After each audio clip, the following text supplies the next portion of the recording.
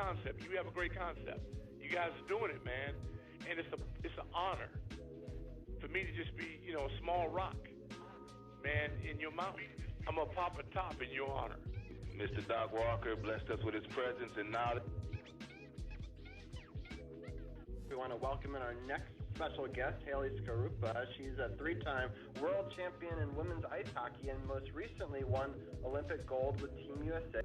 The Cap Stadium Series is definitely my favorite, obviously.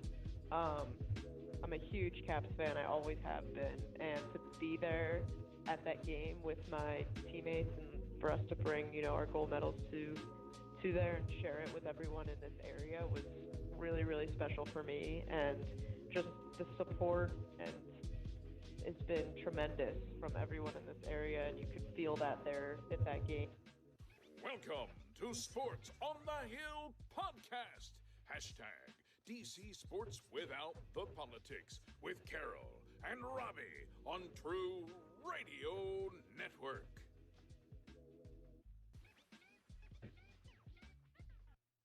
Beats by CP3.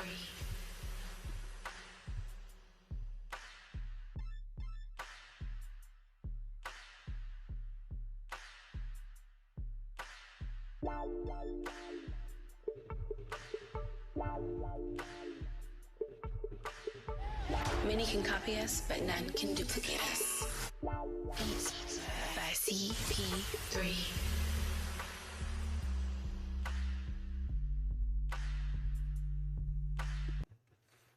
That's right. It's Monday night.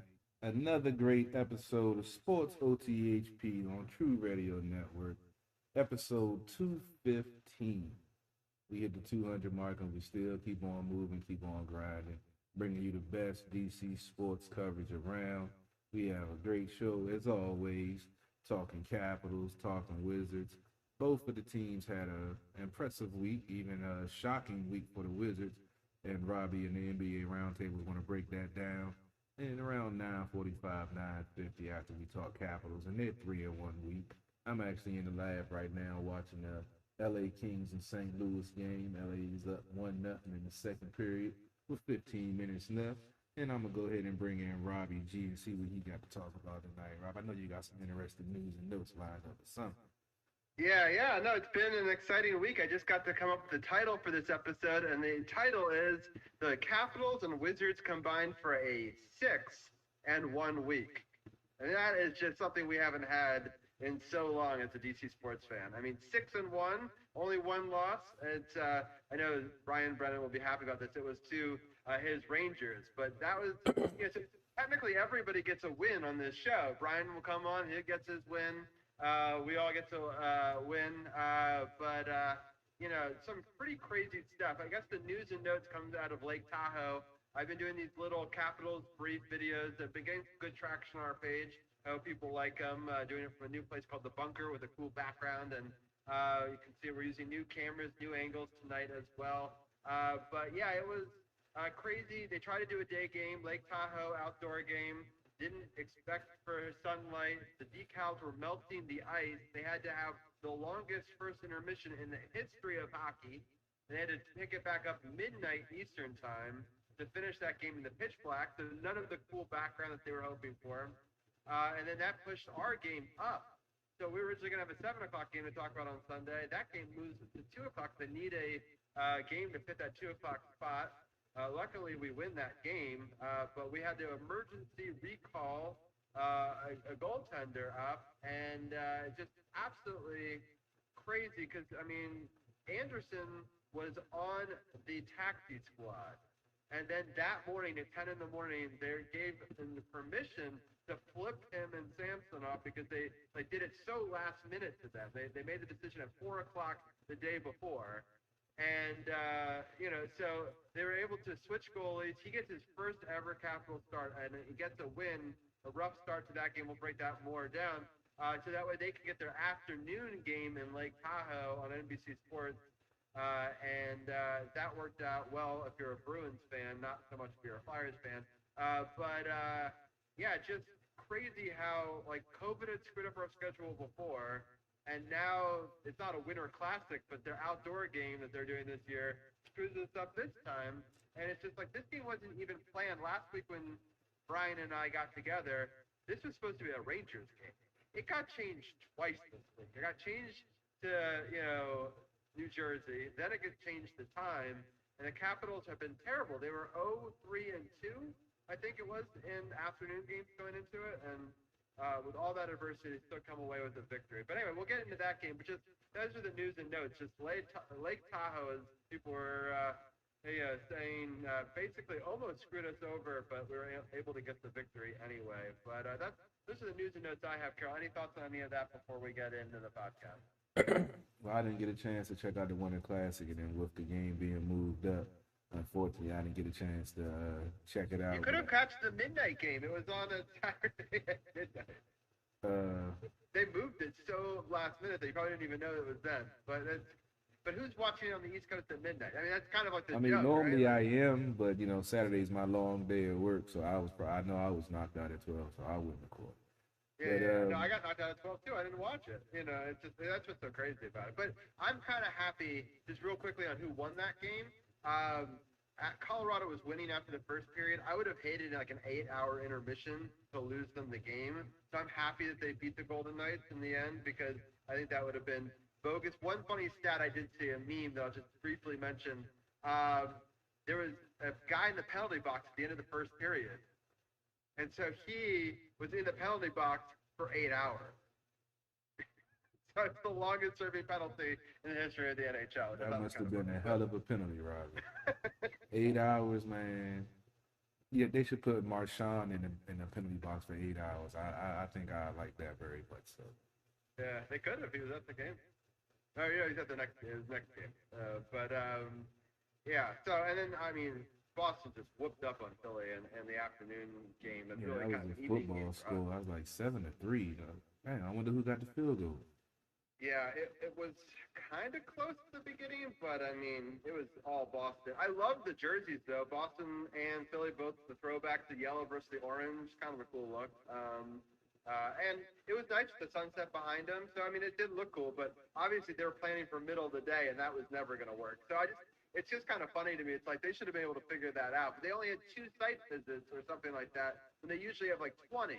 And instead of having 2 years to plan for it, they did it in a couple of months. So, like, they clearly goofed pretty badly. But at least the Capitals versus Devils gave people a show if they tuned into the national televised game. So, that's something.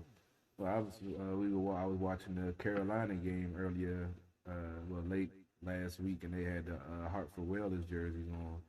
And I remember Brian said I remember he was rocking his Hartford Whalers during that. I still do like that, John. I might gotta cop me one too. I already know Brian probably feeling pretty good about that Rangers victory. And this is why I hate all New York teams, because no matter how bad they are, they still find a way to beat the Washington Front. They're 6th in the East, and they've beaten. I think we have a 4-game losing streak to them, Carol. 4 games. It's crazy, man. The Bread man, I can't stand the Bread. He's a great player. Okay. That's breaking news. The Bread man is being set up by Putin. Have you heard the story today, Carol? I saw in the group chat y'all were talking about it. I was dealing with a client. I mean, it's not hard to believe if he spoke out against Putin. But, I mean, that's a crazy story. I mean, he's taking time off because he's so rattled by this whole thing. Because we don't really talk politics on this show. And I wish I'd have got this story yesterday, because I'd have talked about it on At the Bar Radio yesterday. But it broke today. I mean, it is. Yeah, that's what I said. I wish it had broke yesterday. We can only hope. But when you speak out against him, it's not a good thing, and he has the right to, have some fear, because apparently Brian said he spoke out against him, and you do that, and you're famous, and you're in the United States, making money. You might want to watch your back. Yeah, I mean, people are saying, it's some people have given Ovechkin and Malkin a lot of shit in the past for being behind Putin, but if they live there, sometimes of the year, this is what could happen. So it's like, of course they're going to be supporting Putin. It doesn't mean that he really loves Putin. It just means he, wants to have a house that he can go back to in Russia. That's just something you don't do. So I mean, prayers. Hopefully, things work out, and we'll see how the story develops. We're not really going to get into why he's taking the time off. Because, like I said, we don't discuss that type of things on the show. Right. That's for other conversations on social media. We just bring you the games, the knowledge, the insight, and we leave all the, extracurricular to the folks that have time to talk about that type of stuff. For sure, for sure. Okay, well, I think we've previewed the podcast enough. Let's bring in Anna, and we'll talk a bit about these different games. Some exciting games. I'm just super happy. It's kind of nice. Brian and I talked about the bad Pittsburgh games, so we don't have to today. So that box has been checked. I know we talked about whether we were talking about 5 games or 4 games. We broke down that Pittsburgh loss. I'm not going to make you guys go through that. So let's just talk about the Pittsburgh victory. And why don't you break down the scoring, and then I'll get Carol's thoughts on that game. All right, sounds good. So on the 16th, Pittsburgh against the Capitals, and there's no goals in the first. And then in the second period, Connor Sheary scores at 4:52, assisted by Ponick and Jensen, which was good to hear those names. Followed by Vrana scoring his 5th at 11:31, assisted by Oshie, which happened to be his 6th, and Backstrom's 12th. Like, just impressive. Giving it a 2-0 Caps lead, I should say. And then at 1:09 in the third, Eller scores, and the Pens get their only goal at 15:05 for a 3-1 Caps win. But I will say there was a little... I don't know. I know we talked about it last Power Play podcast, but it was shots on goal. So we had 42 and the Pens at 27. So, okay, so that was great. But, man, I will tell you that Power Play, we had 5 opportunities. We had 0 for 5. 0 for 5. So that was not impressive. It was frustrating. It was a great win, but definitely a huge frustration. Yeah, Carol, what were some of your thoughts on that game? I kind of liked the way they played this game. They had a 3-0 lead. We were all hoping for the first shutout for Double V, and they got a goal with 15:05 in the third. But they played a good game. As I mentioned, they outshot them by 15 shots. They were more physical. They were blocking shots, and they just outplayed the Pens and broke their winning streak at home. They were undefeated at home. And Washington was able to play Capitals hockey. The power play, it has been frustrating to watch it, but you have to remember that this power play has been together for so long, and so many teams have seen it. So, at some point, some teams are going to be able to, figure it out and stifle it. And Pittsburgh does have a, not going to say above average, but they have a quality penalty kill unit, and they do take away time and space. So when you've seen, the Capitals power play over and over again, and Ovi's going to be in the Ovi's office and Carlson at the top running things, they get, used to it. So, yeah, and so now I know a couple of games, I think later in the week, we saw a couple of wrinkles in the power play with Ovechkin going to the point, or him actually going down low to the net and trying to just give a different look. So they know they have an issue with the power play now that they're finally getting penalties called against them, because we know when they went through a stretch where they weren't getting those calls, but were getting plenty of calls on them. I think they'll figure it out, but it is a little frustrating to know all the talent that's there and not be able to execute when you had an extra man. But also got to remember Kuzi's just getting back too, so the lines are just getting back to their regular chemistry. So we saw better power play throughout the week. So hopefully it continues to go in the right direction. What do you say, Robbie? Yeah, I mean, I'm just happy to finally get a victory over the Penguins. I really did not want to go 0 for 4 in Pittsburgh. I know we've got 4 more coming up in Washington, including 2 more this week that we'll talk about in a little bit. But we just got to get off that schneid. I just don't want them holding that over us. I mean, they're our biggest rival. We already are lifetime against them. The numbers are not good. Playoff numbers even worse. And so luckily in 2018, we finally got one of the 2 series playoffs that we've ever won against them. But other than that, it's just historically they dominate us, and I hate that. And so, any win we can get against them. Obviously, I wanted the shutout, but I'll take the win no matter what, just because we needed to get it. And we needed to get it in regulation. So, the fact that we could get those 2 things checked off for me was all that really mattered. But I thought it was a well-played game. I kind of gave my initial take of it. I've been doing these cap splits every week, and people want to get more. I do want to say that there's a ton of fans watching us tonight, which I'm very excited about. Okay. Mark Moore says that Sundays suck without football. I know that Carol probably agrees with you on that, and Anna too. I know we're all NFL guys. But I'm telling you, that hockey game was worth watching. I know even if you're not a hockey person, I definitely thought that game against the How Devils can you not be a hockey player? I still can't understand it. Hockey is the most beautiful sport in the world. Yeah. There are a lot of football fanatics that don't watch hockey. I mean, there's a reason that, unfortunately, the NHL is the smallest of the four big sports. We're all diehard hockey fans. We don't get it. So I don't think that we have to convert. We have to. So Mark, you got to check him out. But Tony's also saying that he likes the Caps when they started Anderson and he played well against Jersey. Played well Obi scored. He think it will help. He thinks he has to come out and get physical. He has to start and play a full 60 minutes. I agree. And Craig says, come on, y'all, the power play is third in the league. One game they don't score and you all dog them. Now, I don't... We're not dogging them. Just saying it was 0 for 5. Like, in that game, right. Yeah, we're not necessarily dogging them.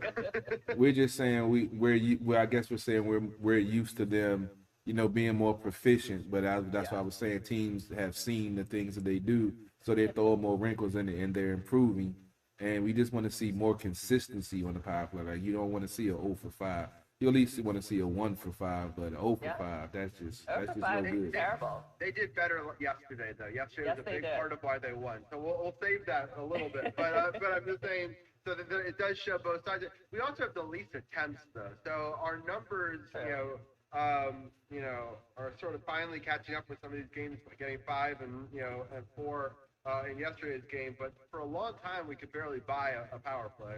And that becomes difficult. But we really appreciate everyone for chiming in, ask questions, and we'll answer them live on air. But overall, I was very happy about the Penguins game. But we can move on and talk about the Buffalo team. I feel a little bad that we're just feasting on Buffalo, but you got to take wins where you can get them because you do. It's a really hard division. And can I only think play that, the teams that's in front of you. Going into this whole COVID thing and how they were going to change things up. No team can be counted out. Don't underestimate anybody. So I think that we've sort of seen that with, with the Bruins and the Penguins. But it's Buffalo, Rangers kind of giving us a good run. And I think that it makes for a fun, you don't want to say series, but you know what I mean. Well, I mean, they are series now. Yeah. One of the series was 7 games between two teams out west where they had to play 7 games in a row in the middle of the season. That's crazy. I mean, if that's not a series, I don't know what is. Yeah, that's true. Luckily we've only had to play 2 games in a row against teams, but we played Buffalo. I think this is already the 5th time, right? Yeah. So so that's a lot. It is.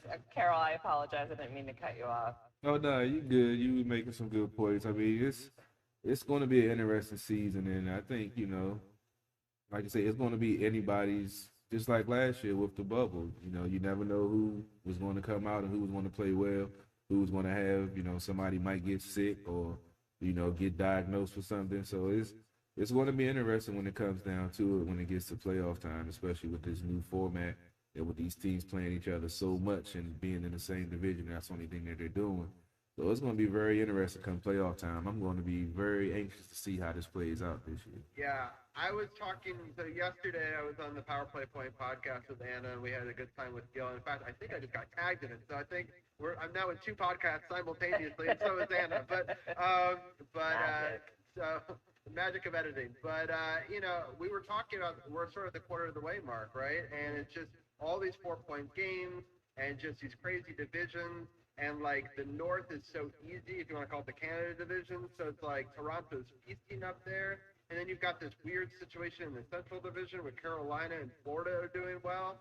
And surprising, the two teams that were in the championship last year are not the 1 and 2 teams in it this year. So, I mean, to speak to your point, Carol, who knows what's going to happen? It's just 1/4 of the way through the season. But also all the teams have played such different amounts of games. It's hard to get a sense.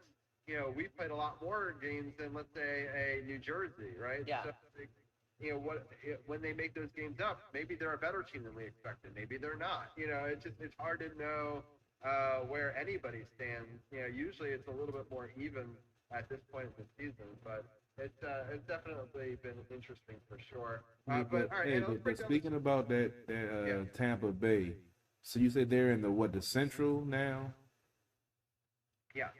yeah. Because I've watched a couple of their games with Tampa versus Nashville, who's also in the Central, and I don't know if you guys have checked it out, but they, for some reason, they hate every game they've played. They've had a whole bunch of fights in it, so it's like some rivalries are coming out of this realignment that some folks weren't even that I would have never saw Tampa Bay versus Nashville having bad blood, but for some reason I don't know the reason why, but every game that I've seen them play, they've been it's been some fisticuffs going on, a little bit of hockey thrown in.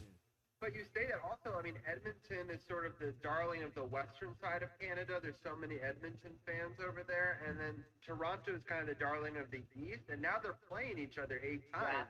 And that creates some interesting rivalry. So exactly, but in Boston and Toronto don't play each other at all this year, right? That's a historic rivalry. So it's like, the West kind of stayed the same. So I feel like that didn't change as much for the most part. But these other divisions are really crazy. And Boston being in our division, we had 2 teams. Boston shot to the top, and Buffalo shot to the bottom, right? So like, it's just interesting to see, how those 2 teams that came in do. But all right, let's get into this Buffalo game and the scoring, and then I'll get Carol's thoughts on it, and I'll get my own. Sure. So it wasn't until 1723 that we saw Capitals goal by Backstrom, scoring his 8th, which was a power play goal assisted by Oshie and Ovechkin. Second period, Tom Wilson with a shorthanded goal at 6:38. It was fantastic to make it 2-zip.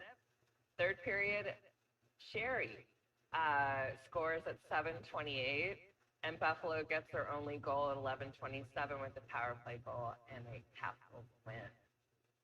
So it was good, and I think that Tom Wilson shorty was awesome. It was a thing of Not just beauty. because it's Tommy, but a little bit because No, it's also because it's my man Tom. But that was a beautiful play. It was awesome. It was a beautiful play. The way they were playing defense on that penalty kill, cutting off time and space, being aggressive, forced a turnover, goes down and makes a hell of a shot or goal. Robbie always mentioned, like, I didn't know until Robbie told me that he was a good scorer in college and everything. But this dude has so much skill. He's so physical. And it's like now nobody even wants to throw hands with him because they know what's going to happen. It's like he's like the perfect match for this team, especially with having Ovi out there, because now that Ovi's getting older, folks are going to try. Would normally try some things and see if they can get away with it. But with Wilson out there, they don't even want that work. So I love Tom Wilson, man. I love the fact, the way that he's played, the way that we've seen him mature from when he first came into the league and got that unnecessary bad reputation because people were scared of him, but they want to say he's dirty. No, he's not dirty. He's just physical, and he's bigger than you, and he knows how to handle himself on the ice and with his fist, and there's nothing you can do about it. So you can be, call him dirty, but to me, he's a hell of a player. He's going to be a hell of a player for this team for a long time. Agreed. Yeah. One real quick thing about the Tom Wilson goal. It says it's short-handed, unassisted, but there was a bit of an assist in the fact I liked that his running mate was basically saying, "Do not pass, do not pass, do not pass." And he's like trying to almost throw a pick, right? He's taking the guy with him and saying, "Don't pass it to me. I'm throwing a pick," right? And so then he saw that and he was like, "All right," and then he made his move. And I'm happy he did it because it took the thinking out of it, and then Tom knew exactly what he was going to do after that. And so it's unassisted, but because he's such an unselfish player that he would rather try to get somebody else to go instead of worry about him scoring. So that's why he's like, hold up, I know what time. Let me go ahead and just be a pick right here. You got it. Go ahead. You put the work in. Go ahead and get the goal. And it was, man, that dude is nice, man. That dude is nice. Yeah. He's like I said, from the beginning and even last year, he has impressed me so much in that maturity and skill and being at the right place at the right time. And, we're not seeing a whole lot of fights, and when you do, he kicks ass, and that's fantastic. But then I like that you have him right here next I know. to you. Yeah. I'm like, which side is he on? It's like one of these two. Hey, we got to give Barry Trotz a lot of credit because he helped. It was perfect timing with him coming into with the Capitals with Tom Wilson. Yeah. I feel like he helped him so much to understand the game of hockey, understand his role, and to show him that he wasn't just a so-called goon, that he could, be on the top line with a Ovi and a Backstrom and perform. And I'm a big Barry Trotz fan. You already know that. So I mean, that's another feather in his cap to developing a player and making him better just by being under his tutelage. Yeah. Yeah, for sure. All right. So I don't think you finished the scoring, right? Because I think we still have the third period, right? No, I did because she went through the whole thing. We were hoping for another shutout and another late goal.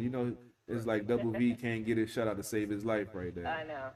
Yeah. But Connor, so close. I like Connor Sherry. He's added a lot of fire to this team. He was a great pickup. I think he was very much under the radar of a lot of people, and I thought that line did pretty well in this game, and he just adds a lot of energy every night, it seems. So I'm just I like happy. him, and I like Schultz. He loves scoring against his old team also. Yeah, that's great. I love it. Especially one of them teams being Pittsburgh. Exactly. So, I mean, overall, just a great effort. I mean, these are the kind of games that you could easily overlook, and the Capitals have overlooked some of these games, but I was happy that they did not overlook this one, and they look pretty good. And again, they're just going to have to take advantage of Buffalo every time that they play them because, I doubt they go 8-0. It's going to be hard to beat any team 8 times in this league, with this new setup. So you just try to have to get each one as you can take them and, try to get there. But, it's just going to be it's just so hard to play any of these teams. I mean, I thought that New Jersey was going to be easier, and we'll get to that in a few minutes. But that wasn't easy. We'll get to New York in a minute. That wasn't easy. And so these are the bottom, quote-unquote, teams. But I think that these teams would dominate in some of these other divisions. So, yeah. We got a quick scoring update. We have the Islanders up on Buffalo 3-2 in the third period, and I believe the Kings just scored on St. Louis to make it 2-0 with about 4 minutes left in the second. About 2 minutes left in the second period. 1 minute left in the second period. Excuse me. So we got some hockey going on that I'm trying to keep up on. I just have the Wizards pregame, but I probably should put hockey on the other screen. This is hockey talk, Robbie. It's too much. Hey, man, you got to keep your head on the swivel, man. You got all the TVs. You got to be able to soak it all in, man. I gotta get it done. All right, let's get into this Rangers game. I know. I'm sorry. But at least you've got an upper to end this series and this talk. Yeah. So break down the scoring. I'm going to get your thoughts, Carol. I'll give my very quick thoughts, and then we'll have a special guest come on and gloat for a few moments. Better not be smiling when he talks. He better not have a smile on his face. This is a very short and sweet rundown. So you have first period 3 goals by New York. I mean, there's nothing else to say until 19:21 of the second. Number 9, Dmitry Orlov. I love that he gets the only goal in this game for us, just because we talked so much shit on him 2 weeks ago, and he's the only positive thing we have. It took a lot, like I said, even last night, it took a lot for me to put on Facebook, like, way to go, number 9. It was like, I couldn't even, it was like, meh. It was a nice goal, though. I have to, it was a very nice goal. I gave it, you got to give it to him, and it was assisted by Jensen, who I'm like, my head's going to explode with that guy. Third period, Rangers score, empty netter. Here we go with the 4-1 loss. Frustration on this one, big time face-off. Capitals 42.9%. Oh my God! And penalty minutes 10. Unnecessary. This to me was an absolutely terrible game. It was not, again, one of those afternoon games that I'm not a fan of, anyways. But I think what got me was the inconsistency with the team, that we're just And I don't even know in the Buffalo game, I can't even say that we saw 60 minutes because it took, almost 18 minutes into the first for us for Maxim to score. And I just feel like we're just getting that slow start and then starting to try to do too much in the second half, and it's just not happening. So this was definitely a super frustrating game, but I'm sure I will mute Brian so you can gloat, which you should. All right, so Brian, why don't you bring on your camera real quickly? I'm going to get Carol's thoughts on it, and then I'm going to bring in my quick thoughts. I'm not going to gloat too much. I swear I won't gloat too much. You can't. You're smiling, Brian. Stop smiling, It's your Brian. guys' show. Stop smiling, Brian. I can see you smiling now. Yeah. My quick take. Luckily I didn't get a chance to see the game live. I saw the score. I was at work.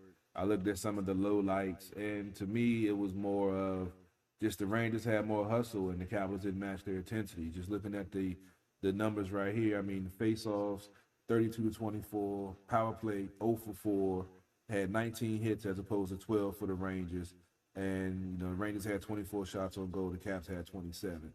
So if you look at the stats, it looked like it was a pretty even game for a 4-1 score. To me, it was more of a intensity that they haven't been able to match with the Rangers in the two games that they've played in, and the Rangers have just outplayed them, out-hustled them, and just beat them. Right. Yeah. So my quick take on it is they can't just leave people open in front of the net, right? So there was shot, rebound, someone in front of the net scored, and that happened on repeat, right? Almost all of their goals were done exactly the same way, and so that's obviously problematic for a whole host of reasons. Because it's not like they got a whole lot more attempts than us. The rebound control wasn't there, and the defense boxing them out to take a term from basketball. There just has to be somebody there putting a stick right on him. Otherwise, it's just too easy. I mean, the number 1 draft pick in the NHL, you can't leave open in front of the net. Like, even if he's not scoring before, that's a good way to get him going. That was his first even strength goal. He hadn't scored 5-on-5 before that. Yeah, so it's like, but you can't leave them open there. And then just taking too many penalties overall. Yeah. I mean, I know they only made 1 out of 5 of the power plays, but it puts us on this situation where we have to have shots against us. We can't get our push together, and it sort of breaks up these periods, and it makes it really hard to get anything going 5-on-5 for the Capitals. And I agree, 0 for 4 doesn't help on the power play for them, but just, you just can't leave people open in front of the net. But Brian, what were some of your thoughts? Yeah, like you said, 0 for 4 on the power play for the Caps, I think was key. The Caps came into this game like red hot on the power play, so I think to stop them was really key, and to get a power play goal of your own from Chris Kreider, I think was great, and to score the first 3 goals, and I think to really put a stamp on this game was really key, just to, establish momentum, to know, and winning that first game earlier this year, to know that we can compete and play well with the Caps, I think was big. So yeah, I'm just really happy with the result. Obviously, I'm not going to gloat too much. Obviously, it's your show, but I am happy with the results. And you won the previous game too, right? And that was yeah. But I think when we spoke last night, my crazy kind of walk away from this game was that you have that fantastic Zibanejad. Yeah, I was like, who was on fire last season, and then not doing anything so much this season, and then of course he gets his first goal against us, breaks that, and it's like, I love his name, man. Mika Zibanejad. I don't know why I love his name so much, man. Yeah. Yeah. I wish he'd start scoring a little bit more, but he is one of our key players. Against sure. Capitals, he seems to score a lot. Yeah, Didn't he have that's like 4 true. goals against us last year in a game? Or Five. Oh, there you Man, go. look, I don't want to relive that. All right, I actually watched that game, and I'm still upset about that 5-goal game. I still like talking about it. 5-goal game. Yeah, it's pretty crazy. Yeah, so, Bye, Brian. Brian, before we let you go, real quickly, I know that Carol we don't talk politics, so we're not going to take our take, but I want to get your quick take on the bread man and the situation that happened today. Yeah. Do you have a quick thought on that? I mean, I don't really know the whole situation either, so I'm not going to get too much into it, but it sounds like they're basically sounds like, he's a rich Russian person, and it sounds like they're basically holding him hostage. The Russian government, kind of like, it sounds like he spoke out against Putin, and now they're using it against him. So I'm hoping he's not out for a long time. But this just adds another. It's been a very weird season for the Rangers with what happened with Tony DeAngelo to start the year, and now we've got this, just plus the inconsistent play of the team. Very weird, very strange. I just hope Panarin's okay. I hope he gets through this all right. And I mean, unless the allegations are true, in which case, forget that. But I sincerely hope they're not. I actually believe him when he says that they're not. So we'll see what happens. But yeah, definitely kind of an ugly situation. Sure. Yeah, they're basically blackmailing the guy. Yeah. So if he did do it, then that's despicable. But if he didn't, which most people don't think that he would have, then then that's pretty horrible that another country is interfering in the NHL at this point. Yeah. But we'll see. A Russian country. Don't mess with a gangster, man. Yeah, we've seen this before. I feel it's quite coincidental, but Don't yeah. speak out Not to get about too a gangster. political, Carol, but Yes. No, I'm just saying, I talk politics a lot, but you will not catch me on air talking about that, man. I'm sorry. That's I fair, don't that's deal fair. with Russians at all. Right. I've had some run-ins with some Russians in my past life, and no. agreed. That makes sense. All right, well, we'll leave it there. But Brian, thanks for coming on. We'll have you back on the Wizards Roundtable in a few minutes. see you in Wizards Talk. All Bye, right. Brian. All right, Brian, stop smiling. All right. Anna, why don't you break down the scoring for the New Jersey game? I'm going to refill my glass, and I'll be right back. Yeah, no problem. So your first period has the Devils with the only goal. Second period, the Devils score at 3:55. But then Oshie gets a power play tip-in at 13:38. So, Carol, I don't know if you had a chance to see it or not. It was very Oshie-like, and when they start playing, country home, everyone's it's very an Oshie thing. So then we have third period. Carlson scores his fifth. Oshie scores his fourth, which is a power play goal, and Ovechkin gets his sixth, also with a power play goal. 4-2. But of course, we couldn't just let that go because at 1948 the Devils do score. So 3-4 Caps. Craig Anderson. I liked. I don't have anything negative to say about the guy. I thought he did great. I thought he had some fantastic saves and was just, it was a good vibe for the team. And I think that he proved that kind of veteran role coming in. So I thought he did great. And I think actually he probably should have done the Rangers and the Devils game because Vanacek looked a little tired with the Rangers, but I was happy with Craig. I thought he did. I think he had to do the second. The games are too close together. I think that's why. That's true. Is. But I understand what you're saying. Double V's playing. Maybe they should have flipped it and done it the other way around. I think that probably is the smartest move. They maybe have Anderson do it against the Rangers and then bring Double V back, for this one. Right.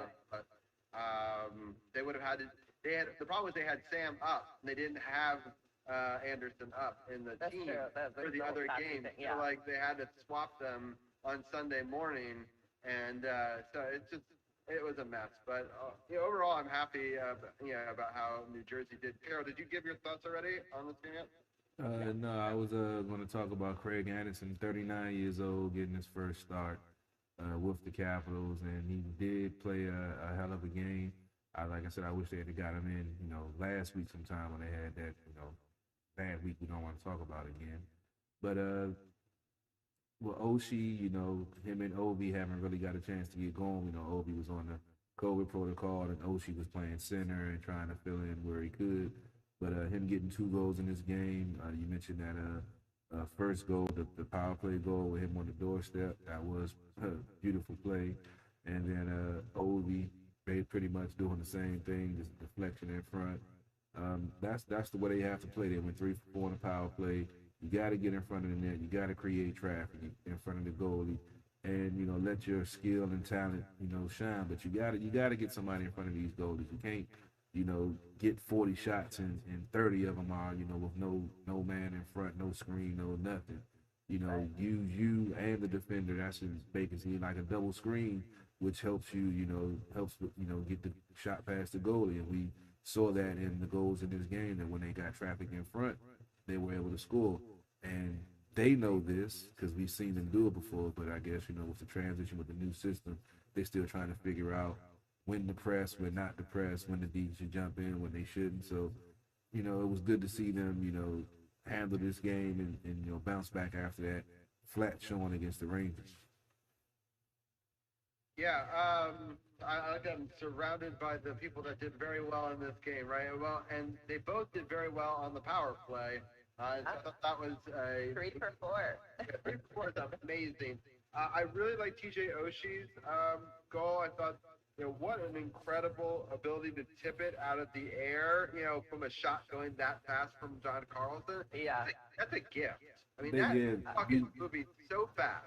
But he's a professional. He practices that probably all the time, just trying to because the way he deflected it down on the ice, that's the way you beat the goalie. Because once it hits the ice, it's going to take a crazy turn off of that deflection, and the goalie is like almost damn near impossible for him to know where it's going to bounce. So that just goes into the preparation that he does. That he's probably out there doing that on a regular basis, just practicing deflection. I mean, it's like a baseball player though, trying to hit. I mean, like it's a totally different skill set than being able to do a wrister or a slap shot, right? Yeah. So, I mean, well, between him and Ovechkin, it's like just that reflex to know that you have a puck coming at you, however fast, and then it's just amazing. And to speak to your point, Carol, I have gone to warm-ups, before, which is really nice that they let you go down to the glass. Yeah. No matter where you sit, back in the day when we could actually go to the game. And you could see the exact thing that you're saying, the tip drill, where they're just tipping it from different directions. They're working through. It's still amazing to watch in person at the speed that it goes, regardless of how many times you attempt it. And then John Carlson made another beautiful play with his goal, and then the TJ Oshie power play, Ovechkin was just in their head. They were just trying to figure out where he was going to go. Right. They just did not want to let Ovechkin beat them, right? And that left Oshie available in the middle. And then they basically, later on, they realized, hey, if we keep moving Ovechkin around a bit, they can't find him because he's so used to being at his office. Yeah. This time they lost him at the goalpost, right? And so then they basically sent it wide, and then he got a wrist shot in from zero angle. I mean, he was over there behind the net. I don't know how you score from there, but he did. And 7-12, right? Right. So that was great, and I mean just to get all those guys going. Unfortunately, they got one back at the very end, but I mean just a really gutsy effort, especially because they were outshot. I think it was 10 or 12 nothing to start this game. Yeah. And in the end, they outshot them 41 to 26. So I mean they it was basically almost 40 to 13 from then on. Yeah, so it was crazy. So that's a crazy shift in momentum. I was really nervous at the beginning of this game. I have to say, I ran upstairs. I was wearing this jersey because I thought they were wearing red. Yeah, that's right. And I was like, nope, I got to throw on this District of Champions merch. You can get it at sportsothp.com. It's blue and it's capitals. And it works. Every time I've changed into this, whenever we've worn blue, we've come back and won the game. And I ran downstairs, we rooted super hard, and I'm super, super excited that we won. I have to ask you quickly, Carol, what are your thoughts on the blue jersey? Do you like it or don't like it? Oh, boy. Well, I love the blue jerseys with the W on the front. I love them. To me, a lot of folks didn't like them, and a lot of folks did.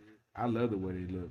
To me, it's like would you like the W, or would you? I was proposing to Anna and Gil last night. What if they had the Weagle, not in this sort of slash design like this, but just have this centered in that blue design? Or do you like the W? I like the W because I actually had one of the when they did the Winter Classic a few years ago. They brought out the hat with the W on the end. Oh, that's true. I don't know where it is right now, but I actually bought one. I don't know where it is, but I actually did buy one. Yeah, no, it's definitely an interesting look. It's funny. I hated it at first, but now we've won 2 out of 3 in them, so now I kind of love it. So, Yeah. speaking of jerseys, real quickly, we have not debuted this jersey yet. It was supposed to happen against Philadelphia, but if everyone remembers, that game got postponed. The very first game right? for it is tomorrow against the Cool. Penguins. So I think I will wear the blue shirt to continue the streak going, but with this on top of it. I think that's going to be my ensemble for tomorrow. But overall, I just thought it was after a very sleepy beginning to a game, I'm happy that they finally woke up because they're going to have to play 2 more games against Jersey in the afternoon next week. So this is a good warm-up the Jersey for them. team is young. I mean, I was watching yesterday thinking, is it Jack or Hughes? Okay, he's 19, but God, he is good. So he's, so there's him, and I think Wood is going to be like a Michael Lotta, just kind of a bit of a hothead.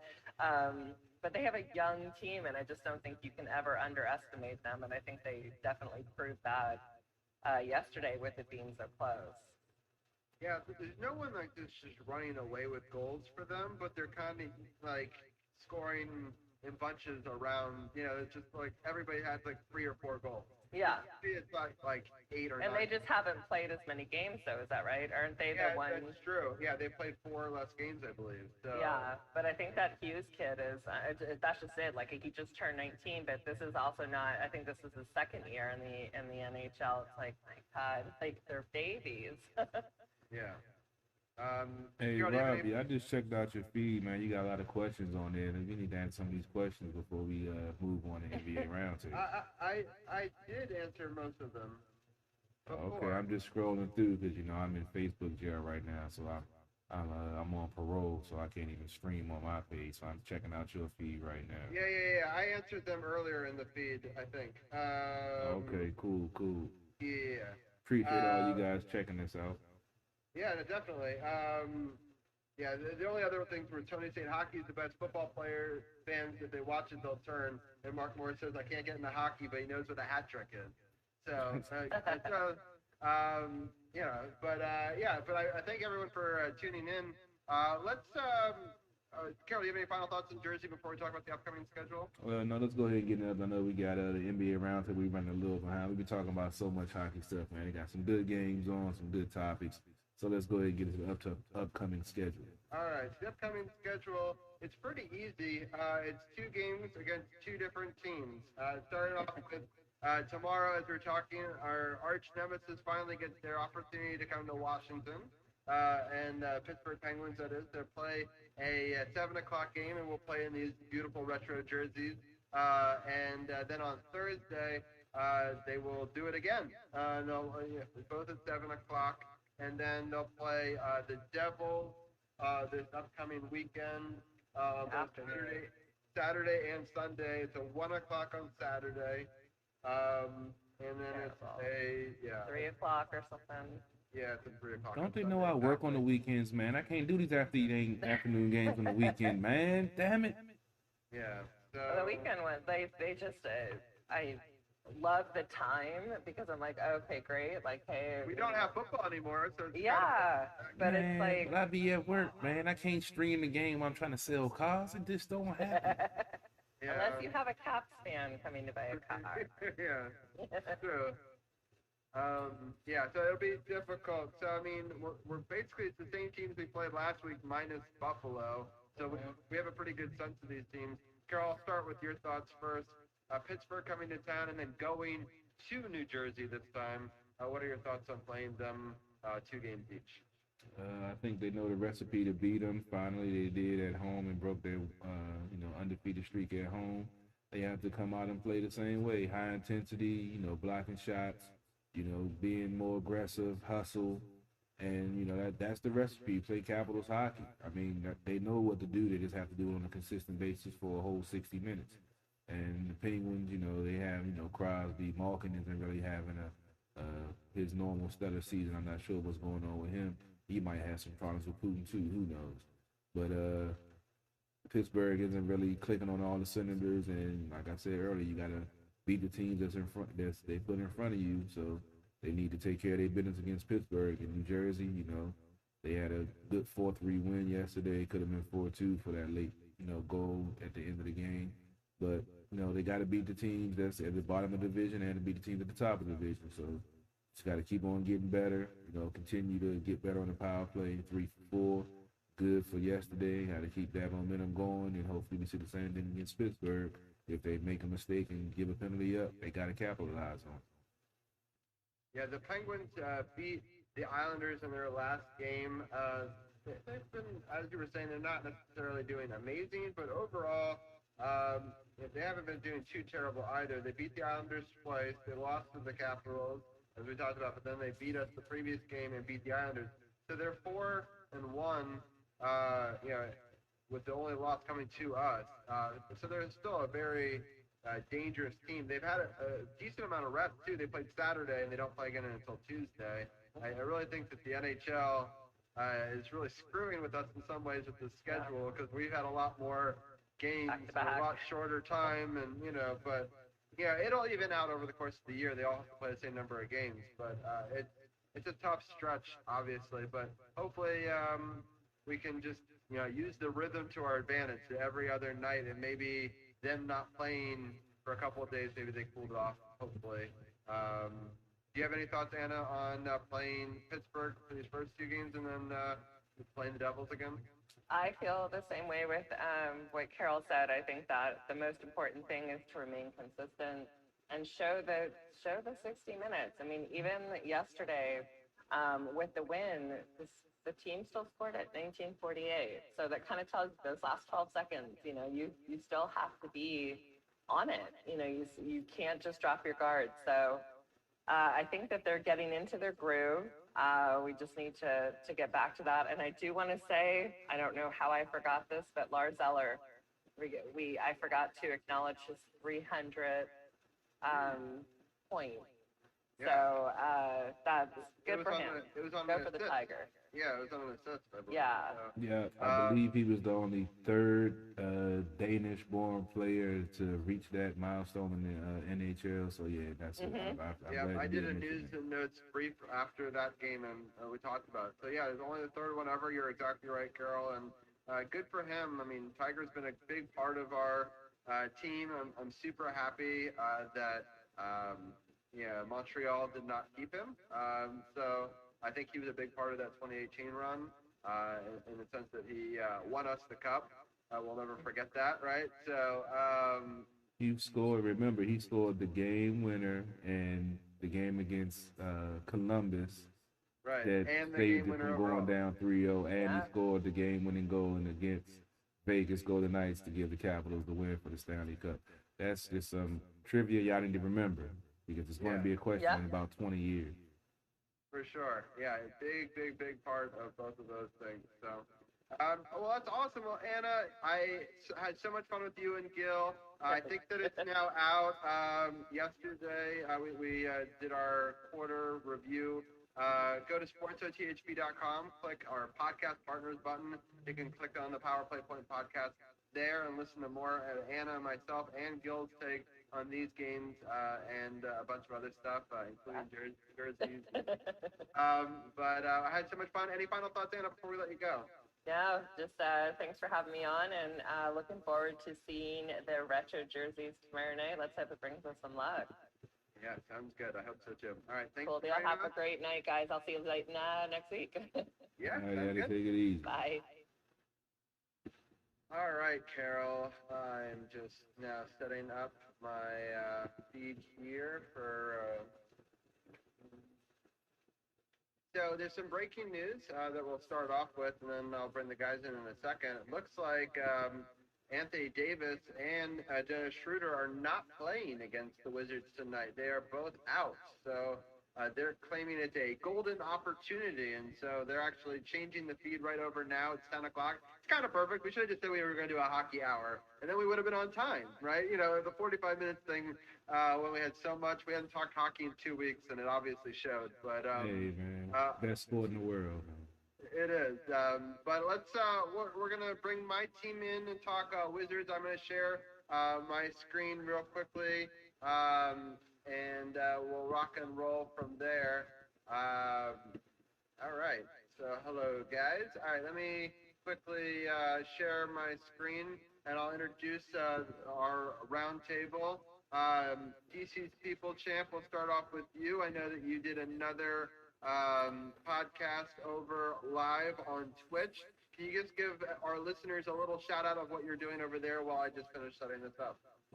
Yes, of course. Thank you for having me here again. I will say I missed last week, but we're back at it this week. And yes, the No Spots podcast is now streaming not only the podcast, but live pay-per-view wrestling reactions on Twitch, twitch.tv/True No Spots Pod. It's exciting times for us, and we're only just getting bigger. That's awesome. Yeah, I'm trying to resize it. No, it's a really good listen. I sometimes like to listen even if I don't have the game on, or the match on live, just because like I'm not gonna necessarily pay for it, but I kind of like to get your takes on it, and so that's kind of cool. I think this is now. All right, cool. I got it working. Yeah, me and Sif did one last night, and it was pretty fun. We had a lot of interactions. Dujanet jumped in there late in the proceedings, and it was pretty fun. He called the pay-per-view drier than overcooked chicken, and I had a good laugh at that. That's great. Dujanet's great. Yeah, definitely check that out. I highly encourage it. Also, when they do a podcast, you can also click the podcast partners button if you're more into wrestling. You can check that out over, again, sportsothb.com, podcast partners, click the No Spots podcast. So I'm going to bring, Brian's already been in, but we talked about a couple of games last week. We were hoping to go, the Wizards would go 2-1. We were not expecting 3-0. Brian, what were your general thoughts before I bring Tim in? It's a great week for the Wizards, obviously starting with that game against the Rockets on Monday night that you and I talked about. I said they would win that game. That was the only game I thought they'd win. But obviously the win against Denver, the last second win, and then winning on Portland on Saturday was great. Now they've got the Lakers tonight. See how it goes. Yeah, it's funny. You actually did kind of think that they could beat the Nuggets and catch them sleeping. I did. Yes, I did. So you did think that they could win 2 out of 3. So that was a good call in the sense. We're gonna bring Tim in. How's it going, guys? Good. It's been 2 weeks. I hope that you are doing okay. And what are your general thoughts on the Wizards week before we break each game down? Yeah, I mean, it's kind of like, where has this been all year? Where has this been the past couple of years? Great to see an undefeated week. It's crazy that it's been a couple of years to have even a 3-game win streak, but I just love the defense in the past week, and really excited to see the Wizards play more basketball like this. Yeah. So we're just going to gloss over the fact that Tim is sitting at the dock of the bay watching the tide go by? Yeah, I'm calling from the Eastern Shore, just, enjoying this Wizards win streak from a peaceful location here. Nice. It's kind of a la what Arun usually does. He usually comes in with the fancy background. Arun is taking the week off. It's his birthday week, so happy birthday, Arun. It was just yesterday, I believe. And so happy birthday to Arun. He won't be joining us tonight, so the rest of us will have to talk about stats in his honor, but I do like that you're kind of representing the background game, taking that spot from him. All right, so let's break down each one of these games. Tim, did you watch this Rockets game? Yeah, I did. I was really excited to see John Wall's return to DC, and I thought the main theme from this game was the Rockets were really underhanded. It was the John Wall show. Unfortunately, they didn't have much else. Boogie Cousins played pretty well, but they've had a lot of injuries and a lot of COVID absences. So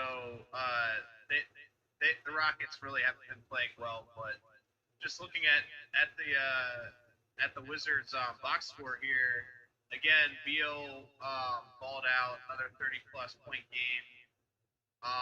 Definitely, they're leading on Wagner more. He didn't play much at all at the beginning of the season, but with that injury to Bryant Jr., he's playing a lot of minutes. So definitely a balanced game. And the Wizards just really pulled it out and kind of kept the Rockets' offense at bay. But let Wall get his points at least. Yeah. I'm gonna get Champ's thoughts next on it. What were some of your thoughts on this game? Well, I said I would volunteer as tribute for Arun's birthday to be the stats guy, so I'm going to be the stats guy in this one. The Wizards shot 52% from the field, including 40% from beyond the arc, and they shot 74% from the charity stripe with the free throw line. That is a great recipe for being able to beat a team like the Houston Rockets. And then you have Westbrook going off with a triple double. It may not look that impressive, but it's still a triple double nonetheless. Bradley Beal with 37 points. You got three guys off the bench with double digits in points. You can't ask for a better performance from this team against the Houston Rockets. I watched this game and I was just in awe at how well this team performed against this team with John Wall playing so inspired, coming back to DC for the first time since his trade. And he got 29 points, but he had no other support on his side. Whereas the Wizards had 6 players in double figures in points. That's how you win basketball games, especially when you play pretty good, solid defense. Yeah, they gave up 119 points, but they scored 131. So that's the recipe you need to be able to beat such a team. And who would have thought this would begin such a winning streak? Yeah, it was pretty amazing. They started off well, but they played well throughout the game. I thought in the third quarter, obviously that was a big to outscore them 28 to 20. Just overall, Bradley Beal had a beast of a game. Westbrook, who honestly, Brian and I thought earlier in the day we weren't sure if he was even going to play because it was going to be a back-to-back. He hadn't been playing back-to-back games, but he did, and he really wanted to show Houston what they lost. And 13, 15, 16 is a great game. Overall, I thought John Wall tried to keep his team in it, put up 29 points and 11 assists, but they were able to keep kind of everybody else at bay for the most part. The Rockets still scored 119, but if you're going to put up 131 points in regulation, you're going to have an opportunity to win a lot of games. I think that may even be the most points the Rockets have let up this whole season. It's definitely up there. Their defense looked like the Wizards' defense on a lot of nights. But let's move on because there's a lot of games that we got to break down tonight. So the Nuggets game, the Denver Nuggets started out on fire, outscored them 41 to 24. But the Wizards stormed back in the second and scored 46 points to the Denver Nuggets 23. So ultimately, they had over 70 points in the first half. It was pretty even in the third, and the Nuggets kind of came back in garbage time in the fourth. But ultimately, the Wizards, it wasn't even garbage time. They actually came back, and it was a tie game, wasn't it? And then they fouled them at the end, and and then Bradley Beal went to the line and shot 2, I believe, and they won the game. Yeah.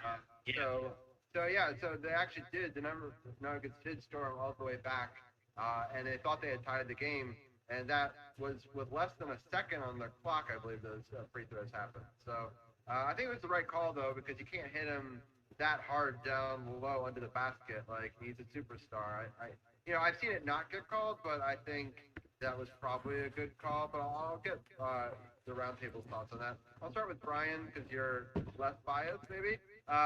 Did you think that that's the right call at the end of that game? Yeah, I thought it was the right call. I thought it was definitely a foul the way he was driving. And Bradley Beal is, like you said, a superstar and always going to get calls like that. So I thought it was the right call. Admittedly, I was really tired when I was watching this game. So I didn't see a whole lot of the end, but I did see the very last free throws brought by Beal that clinched this game. This was a good win. You know, I kind of, like you said, Robbie, when we did our thing last week, I kind of hinted at the fact that the Nuggets could win this, or that the Wizards could win this game over the Nuggets just because it's the last game of the homestand. And, you know, I thought they might want to, you know, go to the West Coast with a bang. But what a great game this was. Really a back and forth game. Really exciting. Bertans was great this game for the Wizards. He shot 9 of 11 from the field, 35 points.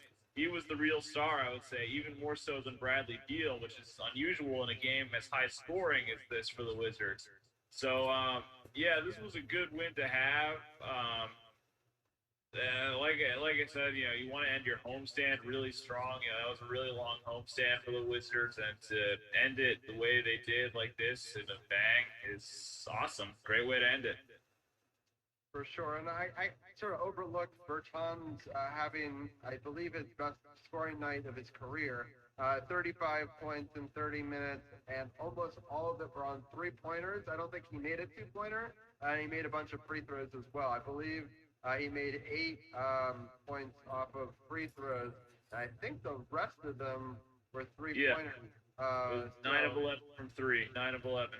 Yeah, all right, so 27, yeah, so, yeah, so I was a little off. No, I was right, 27, yeah. So, that's pretty crazy to make only threes and free throws. I don't remember another time that that's happened for a Wizards player in a long time. Tim, what are some of your thoughts on this game? I thought that Denver's two stars both played amazing games, and it's going to get lost because they lost the game in the end. But Murray and Jokic both nearly had triple doubles, and Murray had like 35 points, and the tying three was almost at half court. It was an incredible shot. It was definitely a foul on Beal.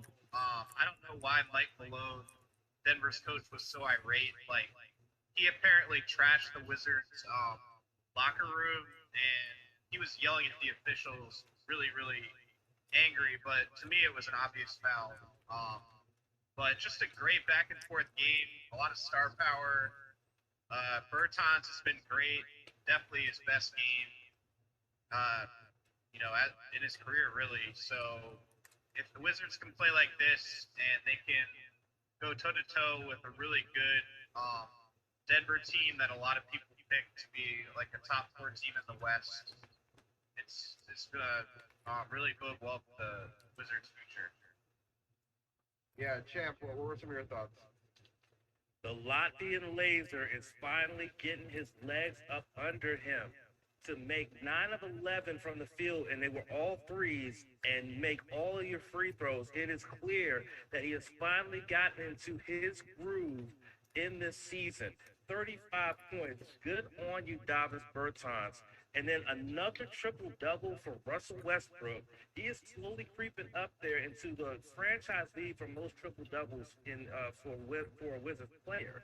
And it's just, again, another situation where, yeah, the defense was spotty, but they were able to scrap and claw and grind it out.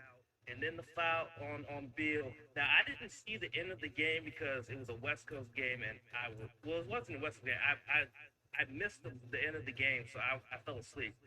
But I didn't see the foul, but clearly from talking to you guys, if it was a hard foul, then it was the right call to make, and Bradley Beal clutched with the free throws to close out the game and give this team yet another victory in what has been a great stretch for this team that they have not seen all season. Yeah, so just a little scoring update. The Lakers are up 11 to 7, 9-12 left in the first quarter. Westbrook is to the line, and he misses the first free throw. It's been frustrating for me to watch. I don't understand why he misses so many free throws. I don't know. I just don't think, personally, I don't think guards should miss that many free throws. I understand what a big guy does, but I don't know. And he swishes that one like perfectly. It's just such a mental game. Anyway, 8-11 now. The Lakers are up 3 very, very early in this game. But overall, I'm just really impressed by how the Wizards were able to come back and win this game. The next game I want to get into is the most surprising of it because none of us would have predicted this. But I'm going to go through the scoring real fast. Trailblazers just dominated the first, outscoring them 43-31. But then the Wizards outscored them 30-12 in the second. I mean, 12 is one of the lowest scoring quarters I've seen against a Wizards defense in quite some time. I was really impressed. But then the Trailblazers exploded again, and they put up 37 points in the third quarter. Meanwhile, the Wizards still put up 28, so it wasn't too terrible. But in the fourth quarter, once again, the defense showed up. This time they only allowed 19 points, which, I guess only 19, but that's still pretty good for the Wizards. And they were able to put up 29 points, and were able to come away with a 7-point win, 118-111. Once again, this time Westbrook really put in a lot of points. Another triple-double, 27 points for him. And Bradley Beal put in another 37 points. I also want to congratulate, we haven't talked about it yet, but Bradley Beal is going to start in an all-star game for the first time in his career. So I think it's much deserved. I mean, he's been leading the league in scoring. It's been pretty impressive what he's been able to do through this first part of the season. So the Lakers are now up 13-10 over the Wizards with about 8 minutes left. But I'll get everyone's thoughts on this. I'm going to start with Tim. I know you've covered the Trailblazers. You've lived out in Portland before. What were some of your thoughts on this sort of crazy back-and-forth game?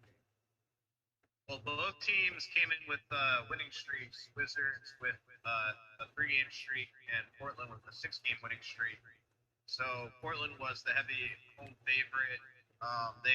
They really outplayed expectations so far, unlike the Wizards. And they really handled the Wizards in Washington not too long ago, especially with the three-point shot. Their perimeter players really destroyed Bertans and Denny and the other guys out on the perimeter. But just the way that the Wizards played in the second quarter really set the tone. And then the fourth quarter, again, they clamped down on defense. Lillard was great like he always was, but he missed a couple threes in the fourth quarter that were key. And the Wizards continued their streak of having terrible first quarters, but were able to overcome it. So that's the only thing that's a red flag to me from this game is the whole season they've had bad first quarters. Even today, not the best start. So they need to clean that up because you're not going to be able to come back and, hold a team to 12 in the second quarter often. But another great win and an exciting upset, really. Yeah, for sure. Champ, what are some of your thoughts on this game? The fact that this team was able to shoot 50% from the field is a positive. My concern, and it's been a concern throughout the season, is three-point shooting. They shot 23% from threes, and you take away some of those misses, and this is probably not going to be a close game. But you shoot 6 of 26 from three-point land, and you're not gonna you're lucky to squeak out a win or two here. But they went to the charity stripe with 75% from there, so that's a good thing. Dame Dollar did everything he could to win this game, went out and scored 35 points. But when you have Russell Westbrook with a triple-double with 27 points, and everybody's contributing, and you have lockdown defense in the second and fourth quarters, only giving up a combined 31 points in those two quarters, that's how you win ball games, is playing good defense and making the shots you need to make. And so here we are sitting here talking about 4 straight wins, including a win on the West Coast over a team like the Portland Trail Blazers. I mean, what a world we live in right now. It's pretty crazy. Brian, what are some of your thoughts on that game? Yeah, I agree with everything that's been said. Especially that second quarter was tremendous. They only allowed 12 points to a team that's high scoring and as potent as the Portland Trail Blazers is that was really the turning point in the game. And I know Portland was good in the first and the third, but really the way the Wizards played in that second set the tone. Lillard had a great game, like Champ said, but when Westbrook is getting a triple-double and when Beal's getting 37 points, it's really tough to beat that. And yeah, I can't believe they're on a winning streak either. They're picking the best possible time to play their best ball of the season right now. So against some difficult opponents. So this is good for the Wizards. This is very good. You should all be very happy as fans. This is very very exciting the way they played these last couple of games. Yeah, for sure. So we've talked about it, Brian, last week about the surprise win over the Celtics that sort of set up this run. And the last Which time I called, by the way. Which, yeah, and we gave you a lot of credit on last week's show, Champ, for doing that. And the last time that the Wizards lost was to the Knicks, which, I know that would make Brian happy, which is kind of... Yes, it does. And it's surprising. An ugly loss, too. Yeah. Yeah, it was a pretty ugly game. All right, so we got 4 games to talk about, coming up here. It's going to be a difficult week for sure. This game right here is going to be difficult here, this Lakers game that's very close right now. As you can see on the screen, it's 13-12. They're going to be right back playing another game in the exact same building, slightly different colors, tomorrow, playing the Clippers. And then they're going to play the Nuggets in the rematch. So we know the Nuggets are going to want to come out strong, especially on their home court. So the rematch, so the Clippers game is tomorrow if you're listening live, or it's Tuesday if you're not, at 10 o'clock. I'm going to try to clip this segment up and get it out before tomorrow's show. And then they're going to be playing the Nuggets. That's Thursday at 9. And then they're playing the Timberwolves. That game will be back in Washington, and that game is on Saturday. So it's a Saturday at 7 o'clock against the Timberwolves, and then they're playing the Celtics again, but they have to travel to Boston for that Sunday game at 7 o'clock. So that'll be difficult to have to play back-to-back games in 2 different cities. I'm going to go kind of around the table, and you guys just give me your thoughts on those 4 opponents, plus this live Lakers game.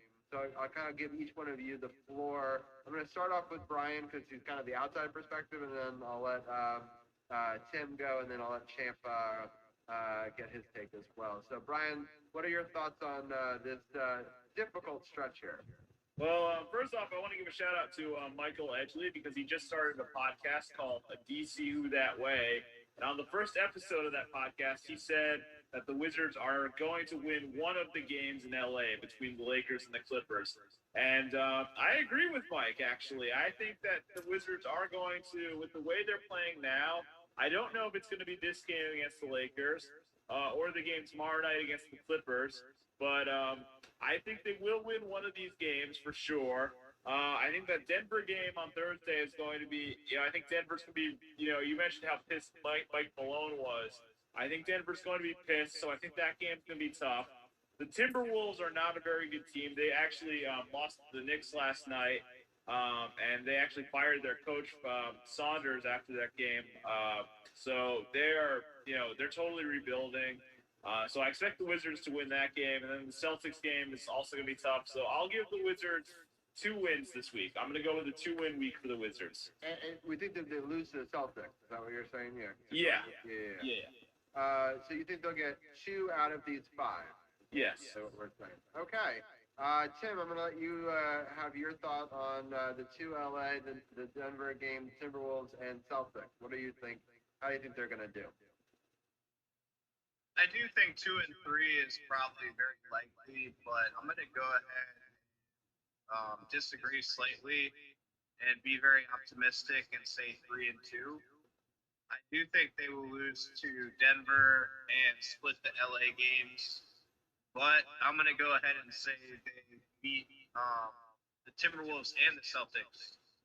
And that's going to be tough, especially to win in Boston, because the Wizards already beat them and there's going to be a revenge factor. But Boston's just kind of struggling right now, and Wizards are playing great. And I think we're going to keep the momentum going. And so I'll go ahead and say 3 and 2. Sounds good. All right, Champ, what are your thoughts? Right. I'm predicting 3 and 2 as well. I think that I think they lose to the Lakers, but they will beat the Clippers, and I think that they will beat the Nuggets and the Celtics. Those are the three games I think they win. I think they lose to the Lakers, and I think the Timberwolves might get them, even though they're reeling with losing their coach and everything like that. I think that's going to be a game where that's going to be a trap game, in my opinion. But I think that the Clippers, I think that Nuggets, and I think that the Celtics are the ones that they win. So I say 3-2 as well. I think if they come in on a 2-game winning streak, beating the Clippers and the Nuggets, they could overlook the Timberwolves. So that's not a crazy thought in a lot of ways to me. I think it's tough. Yeah, I think that they actually might win this Lakers game just because they've got, they're not playing against Anthony Davis, they're not playing against Schroeder. And I wouldn't be surprised if they won the Lakers, lost the Clippers, lost to the Nuggets. I think they're going to actually beat the Timberwolves. And it's the Celtics game that I'm really kind of torn about. I'm going to say that we're probably going to lose to the Celtics. So I think 2 and 3. I think they're going to win the Lakers and the Timberwolves game. That's where I'm going.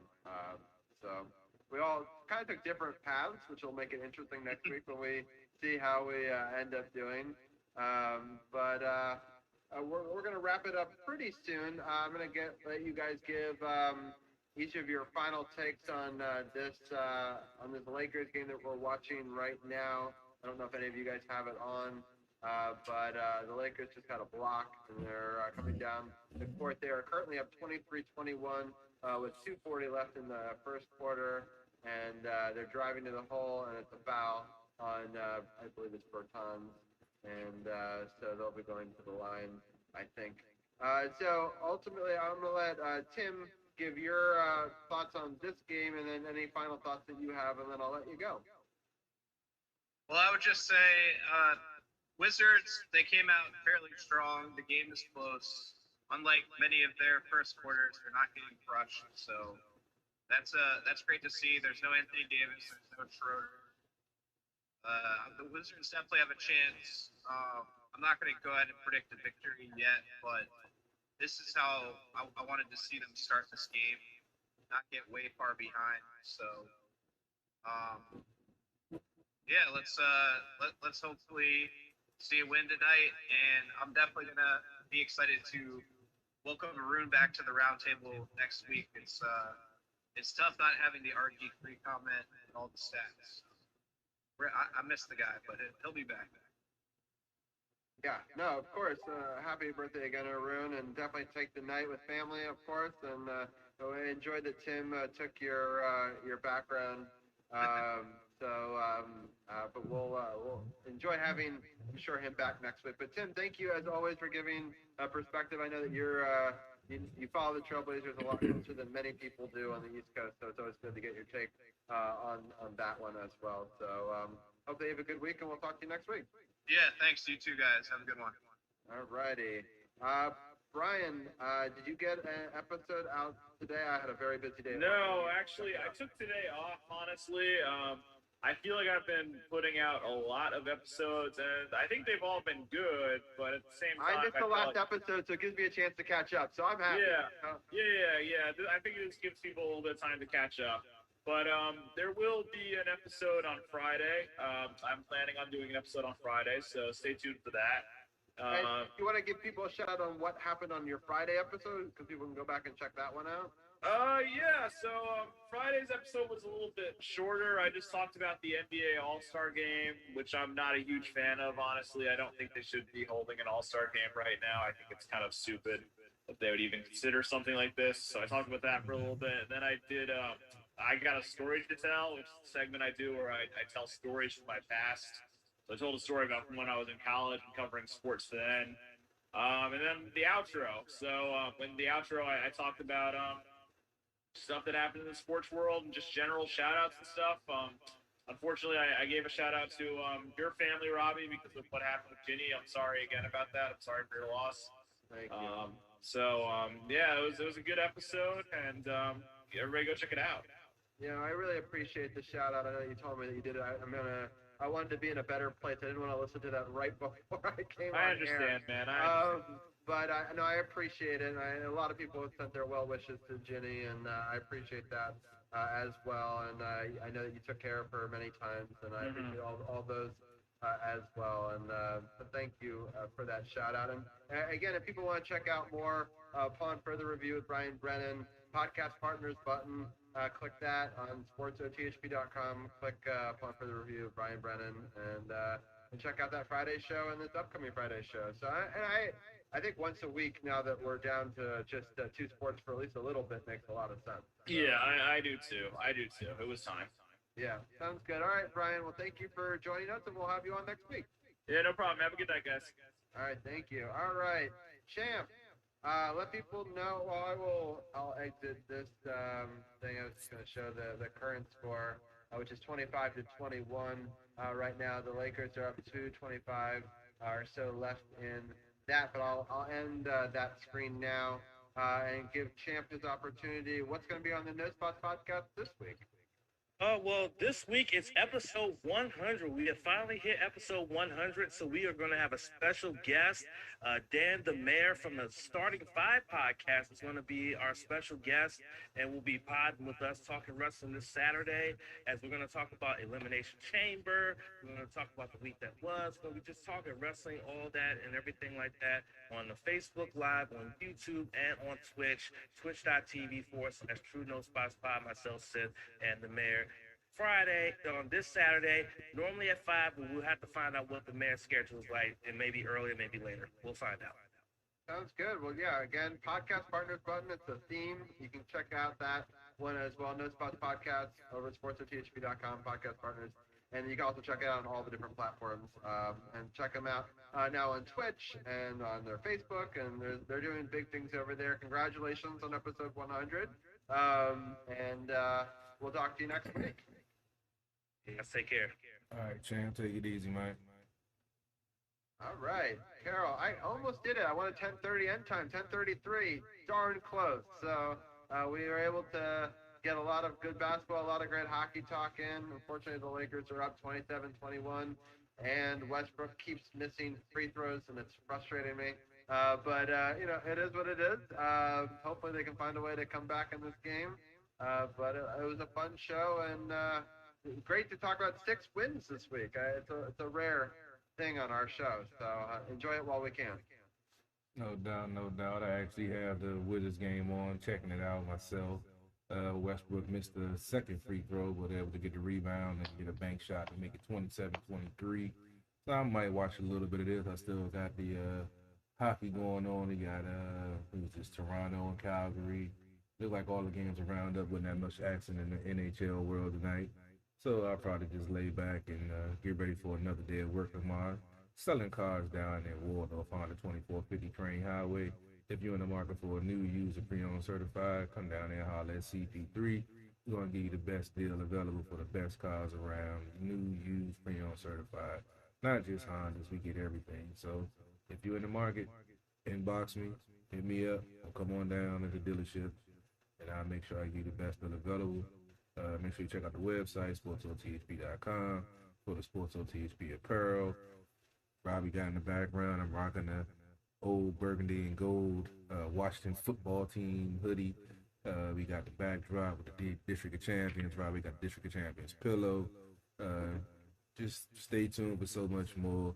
I've been, busy at the, with my new career, but don't think I don't see y'all out there copying us. Don't think I don't see y'all recycling our guests that we've had on our show, and then you decide to get them on your show. Don't think I don't see these things. I might not have spoken on these things, but I see you watching. But as I always say, you can try to copy us, but you can't duplicate us. And once everything gets back to a little bit more normal, you're going to see Sports on the Hill podcast come out with a whole bunch of other stuff that you're not going to be able to copy or duplicate. So it's cool. I see you. I'm not going to name you because that's what you want. I'm not going to give it to you. I just know I see you, and you about to see what we about to do. Real quickly, Carol, I just want to say I want to thank everyone for voting for us. I know we didn't make the top 4 for a best Washington football podcast. I know for a fact we're the best one out there. Now, these other ones have a huge Twitter following.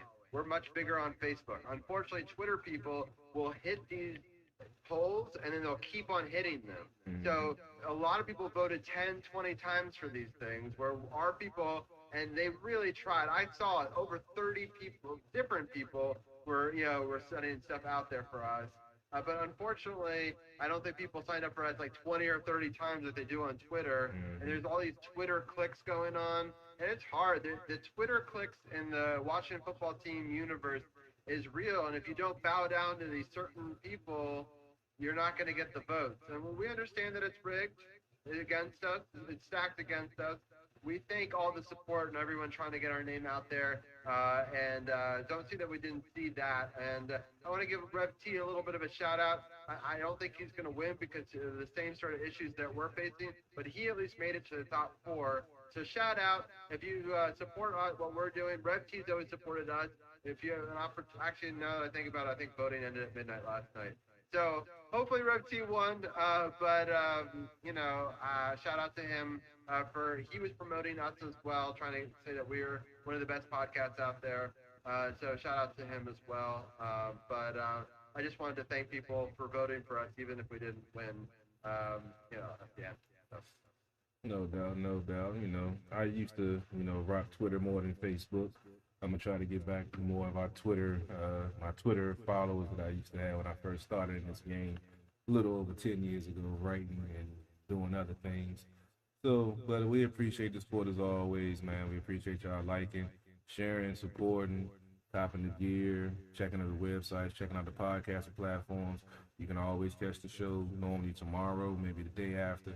Robbie does a great job editing it and posting it on Anchor, Spotify, Apple Podcasts, Google Podcasts. All you gotta do is, hashtag SportsOTHP, and we're gonna come up. So check us out. Let your friends know, let your folks know that it's real DC sports coverage out here. We about to get out of here for the night. As always, appreciate y'all tuning in. Appreciate y'all checking us out. I'm going to end on my feed. I know Robbie probably went to his feed. If you want to check out the latest Renegade videos, I'll be playing those back to back before I get out of here. I'll be bringing some new videos to the end of the show, coming from At The Bar Radio every Sunday night, 6 p.m., streaming on Periscope, Facebook, Instagram, YouTube. Just check us out, bringing you the best content around, independent music, current events, politics. We cover it all, baby. So y'all be safe. Have a good day, good night. And if you need a new vehicle, you know who to holler at. CP3, live from the lab. And I'm out.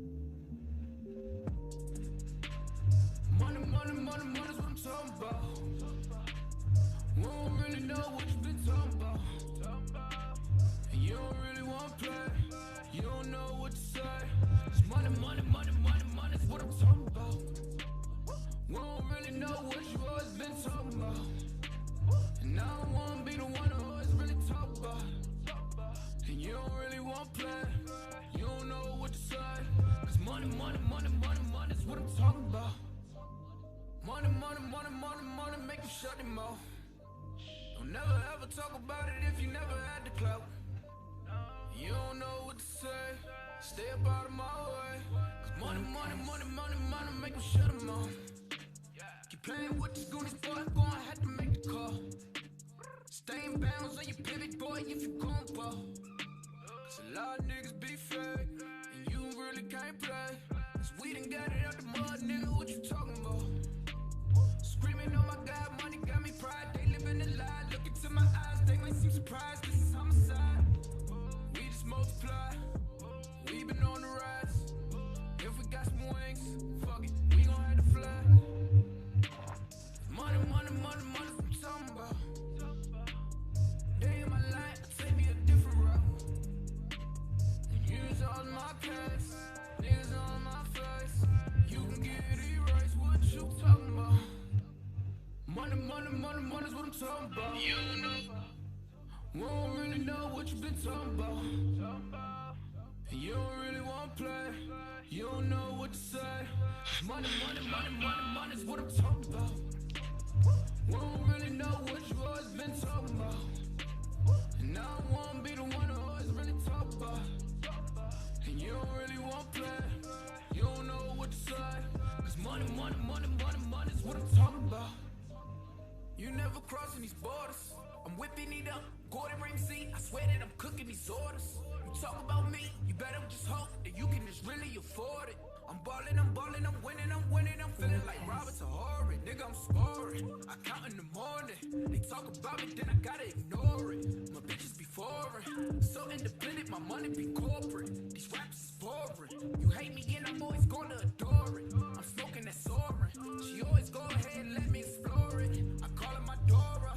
You can go and talk about me, I ain't flawless. I go put my all in. If a nigga talk about me, then I'm gone in. You know that I'm gone in. Jump in, take trips, Pompeii. All day, always keep 3 stacks like Andre. I get it, I get it, I get it, I get it, man. And you can never, ever, ever get rid of that. So watch what you say, and watch how you do. If you play the game, then you play by the rules. Money, money, money, money's what I'm talking about. We don't really know what you been talking about. And you don't really want to play. You don't know what to say. Cause money, money, money, money, money's what I'm talking about. We don't really know what you always been talking about. And I don't wanna be the one who always really talk about. And you don't really want to play. You don't know what to say. Cause money, money, money, money, money's what I'm talking about.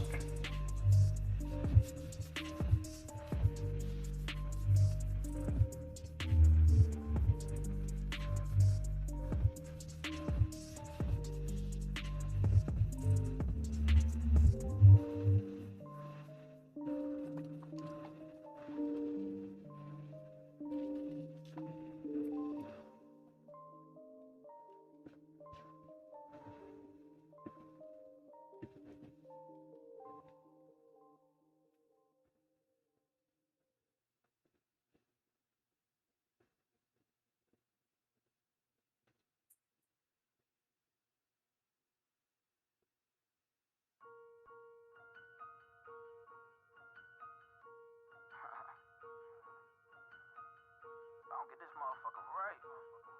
Right.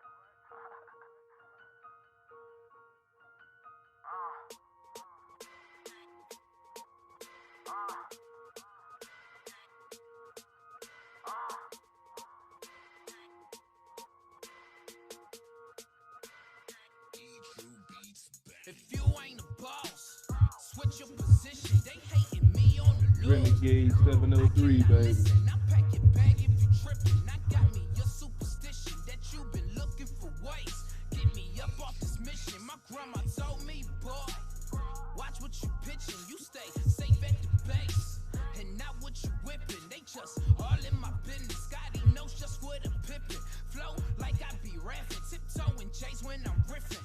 They say I be hot, but I think I'm sizzling. Surgically put on the clinic, spit it out just to a dentist. Try to do me some good, but they say I'm a menace. We back and forth like it's tennis, and I can't mold out my image. But we can't really change what you already felt, and nobody can say we never did help, never did it to mention. So let's calm all the tension. Let's just show you what's real and just get back to this business, you know. Trying to make a flip up off a quarter P. This is what it is and what it's supposed to be. I've been right here if you ain't noticed me. It's them Southside squad niggas voted D. We been right here if you ain't noticed me. We been right here if you ain't noticed me.